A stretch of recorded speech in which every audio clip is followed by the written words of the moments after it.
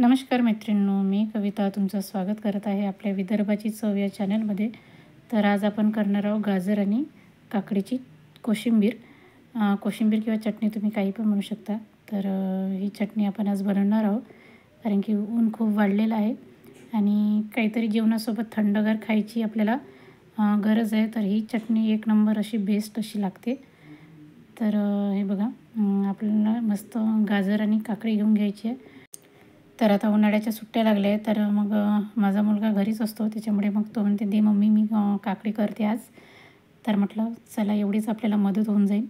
तर त्याने गाजर पहिल्यांदा किसून घेतलेलं आहे चांगलं आणि त्याच्यानंतर काकडी पण चांगली किसून घेतलेली आहे छिलनीनी. आणि त्यानंतर आता काकडी आणि गाजर दोन्ही पण छान आता किसून घेणार आहे तो. तर सगळ्यात पहिले गाजर किसून घेतलेलं आहे चांगलं छान किसणीनी.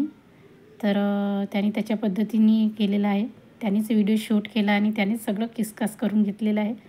तर बघू शकता त्याने गाजर चांगला किसून घेतलेला आहे आणि आता काकडी पण चिलत आहे. तर त्याला काकडीला पाणी खूप जास्त सुटत असतं, त्याच्यामुळे मी काकडी आणि गाजर मिक्स करून छान पिळून घेतलेलं आहे. कारण की आपण दही टाकल्यानंतर अजून त्याला पाणी सुटत असते, म्हणून पहिल्यांदाच तुम्ही काकडी जर असेल जास्त प्रमाणात तर ती अशी पिळून घ्या. तर मी एका कढईमध्ये थोडंसं तेल टाकलं आहे, त्याच्यामध्ये जिरा आणि मोहरीचा तडका दिलेला आहे. छान तडतडली की आपल्याला 2-4 हिरव्या मिरच्या कापून त्याच्यामध्ये टाकून द्यायचा आहे. हिरवी मिरची पण तडतडली की मी थोडासा सांबार टाकलेला आहे, म्हणजे छान तडतडतो त्याच्यामध्ये तेलामध्ये. तर आता बघू शकतो हे छान तडतडलं की हा तडका आता आपल्याला जे आपण गाजर आणि काकडी किसून घेतलेली आहे त्याच्यावर टाकून घ्यायचा आहे पूर्ण तडका.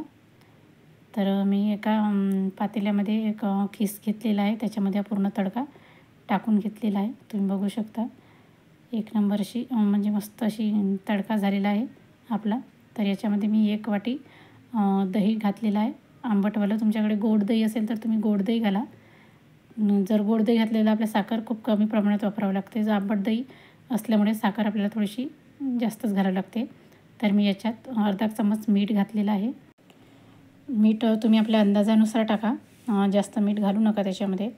तर ही चटणी एक नंबर अशी लागत असते आणि ऊन जरा जास्त तापत आहे आपल्याकडे, तरी छान थंडावा देत असते.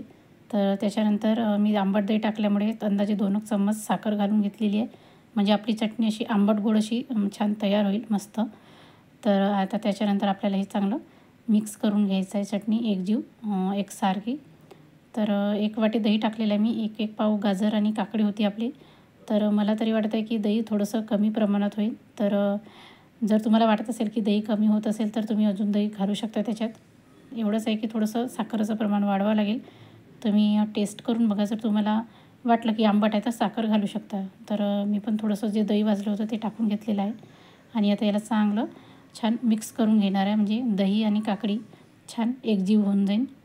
तर तुम्ही बघू शकता दही टाकल्यामुळे आता एकसारखी अशी छान आपली काकडीची आणि गाजरची चटणी मस्त अशी कलरफुल अशी तयार आहे. आता वरून मी सांबार घालून घेणार आहे. तुमच्याकडे कशा प्रकारे कोशिंबीर करतात मला नक्की कमेंट करून सांगा. आणि तुम्हाला जर ही चटणी आवडली असेल तर आणि किंवा माझ्या चॅनलवर तुम्ही नवीन असाल तर प्लीज माझ्या चॅनलला नक्की लाईक करा, शेअर करा आणि सबस्क्राईब करायला विसरू नका. तर चला मग भेटूया पुढच्या रेसिपीमध्ये. तोपर्यंत बघत राहा विदर्भाची चव. Bye bye.